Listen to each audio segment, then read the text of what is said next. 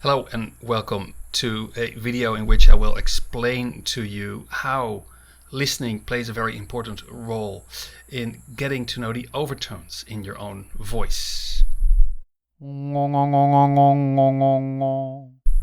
name is Mark van Tongeren and I'm a specialist in voice resonance, starting my explorations around late 1980s. At that time I was wondering what the color of sound is. The timbre of the voice, why are they all different? Why do we immediately recognize this is that voice, that person's voice? And also how come we easily hear all the different colors of different instruments? I started to experiment with my voice, listening how many different colors it has just by using vowels, varying the vowels of my voice. This is something I'm going to talk about now and demonstrate, but at the end of this video I will also have some exercises for you so you can start learning a bit by yourself. So my early experiments were just based on changing the vowels like this.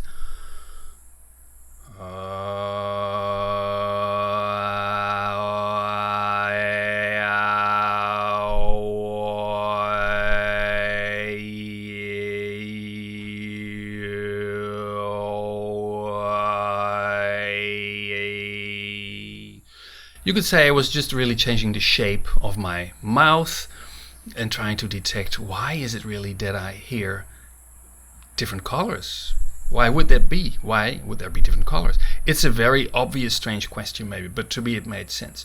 And after a few months of practicing, yes, I did get some very interesting results because I noticed that it isn't just the color of my voice that is changing. The color is, after all, a whole thing, a complete thing, a unity, the timbre of my voice. I heard that this timbre has something inside it. Maybe you can hear it.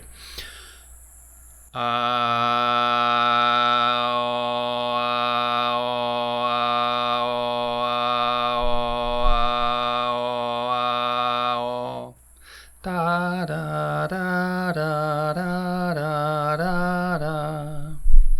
So I began to hear the overtones in my voice, and this set me on a whole new path, and ever since I have become completely dedicated to understanding the role of overtones in the human voice, and I've studied many of the world's traditions and created a lot of different kinds of music with my own overtones and leading other people to learn that too. So that's what I'm going to talk a bit more about as a singer, but also as a listener. The point here is that we're not only doing something as a singer is doing something, is changing his or her voice, trying to get a certain result, which can be sometimes quite difficult. You want to sound like this, you want to sound like that. And for beginning overtone singers, it can be very difficult to understand how the hell do you get a sound like that out of your voice. For me, this process began with a question about my own listening. And it would take time to observe the differences in the voices of some excellent overtone singers. I had the great fortune that I could go to Siberia very early on in the early 90s. And in Siberia, in the south of Siberia, in Tuva, Tuvans are really among the very best overtone singers in the world, and they call it throat singing or geume. And from them I learned a great deal about the colors and the timbres of the human voice, and particularly also about the overtones. They were so skilled at all kinds of overtone and throat singing techniques that I understood, like they hear things that I don't hear. And I became a student also of their way of listening. A way of listening that is also shared by many people in Mongolia, in northwest Mongolia in particular, but nowadays more also in Ulaanbaatar. And I also learned about my own voice, and I experimented, and I kept on experimenting and doing all kinds of strange things, but they became more and more normal, and I became more and more kind of used to moving this or that way to produce my own overtones. This is certainly a long process of slow adaptation. You cannot just say, okay, I want to move my tongue like this, or I want to sound like this or that guy. And sometimes you're doing it quite right, but you don't hear it yet. This is very common in my workshops, where at the beginning students are trying out something, and the other students, they go like, oh yeah, do you hear, yeah, I hear, yeah, you hear her overtones, yes, it's very clear. But that person herself, she doesn't yet hear her overtones. In other words, the process that needs to go on a bit longer is the perception, really. how you hear your own voice. So now back to how I began singing myself. This is something you can try out for yourself. It is, first of all, simply, slowly changing the position of the different elements of your mouth, your jaw, your tongue, your lips.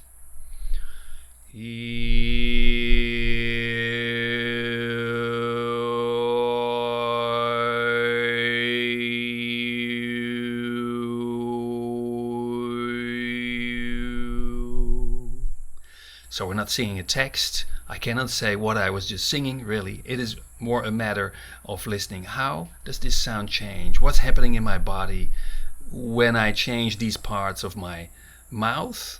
What are these timbres? What are these textures?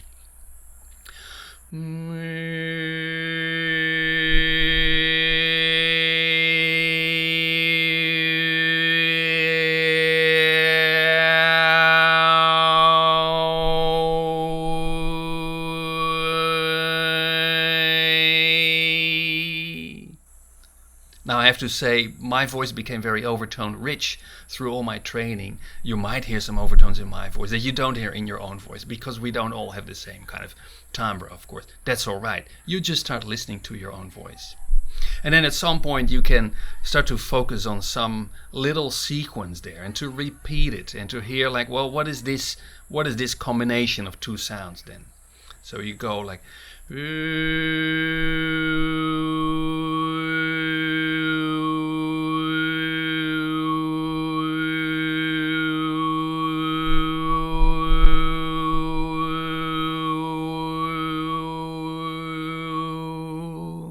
and of course, I would go on for a very long time doing that. I'm not going to do that here, but you can try it out for yourself. And what you're learning is to really slow down your movement and to become aware of what am I really doing. Because when I speak right now, you know, my mouth is moving very quickly, and we can all do that very quickly. It's very easy, and our ears pick up what we're doing. But when we just go,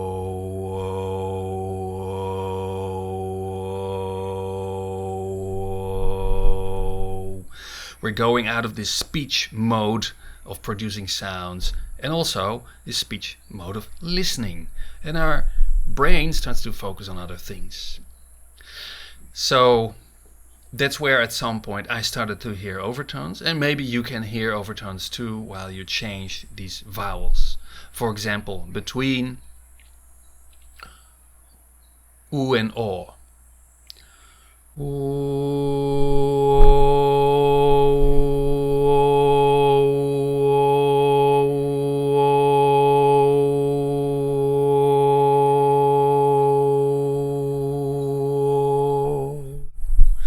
And it will take a long time to do that. And you cannot just boing, switch the button and say, I want to hear the overtones.